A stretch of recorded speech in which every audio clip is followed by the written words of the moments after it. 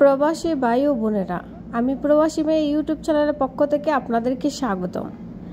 আমাদের প্রবাসীদের জন্য গুরুত্বপূর্ণ একটি তথ্য রয়েছে, বিশেষ করে যারা বিদেশে যাবেন তাদের জন্য। বাংলাদেশ বিএমইটি কর্তৃপক্ষ নিউজটি আমাদের সাথে শেয়ার করেছে। এতে করে আপনারা প্রত্যেকে উপকৃত হবেন। আমাদের দূতাবাস থেকে বা আমাদের বিএমইটি থেকে যে নোটিশটি দেওয়া হয়েছে সেটি আমি এখন আপনাদেরকে পড়ে শোনাচ্ছি। সেখানে বলা হয়েছে, একটি জরুরি বিজ্ঞপ্তি। বাংলাদেশ জনশক্তি কর্মসংস্থান ও প্রশিক্ষণ ব্যুরো বিএমইটি কর্তৃক আজকের ঘোষণা অনুযায়ী এখন থেকে যে কোনো ভিসায় দূতাবাসের সত্যায়ন লাগবে। সেই কারণে মেন পাওয়ারে বিলম্ব হতে পারে।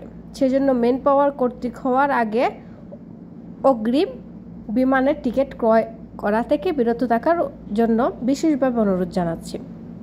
প্রবাসী ভাইয়েরা, আপনারা জানেন প্রবাসীরা বিশ্বের বিভিন্ন দেশেই যাচ্ছেন। আপনি কাজের ভিসায় যেতে চান তাহলে অবশ্যই আপনার ভিসাটি আমাদের দূতাবাস থেকে সত্যায়িত হতে হবে। তাছাড়া বিএমইটি থেকে আপনাদের মেন পাওয়ার কার্ড দেবে না।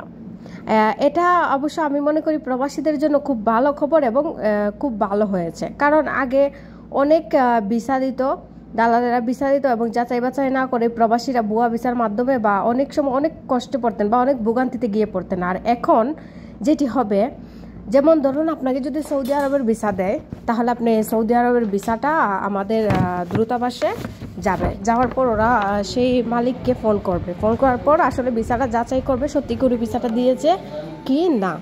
যদি দিয়ে থাকে তাহলে তারা এটি কনফার্ম করবে। কনফার্ম করার পর ভেরিফাই করার পর আমাদের বাংলাদেশ বিএমইটিতে তারা ইনফরমেশন পাঠাবে। তারপর সেটা ভেরিফাই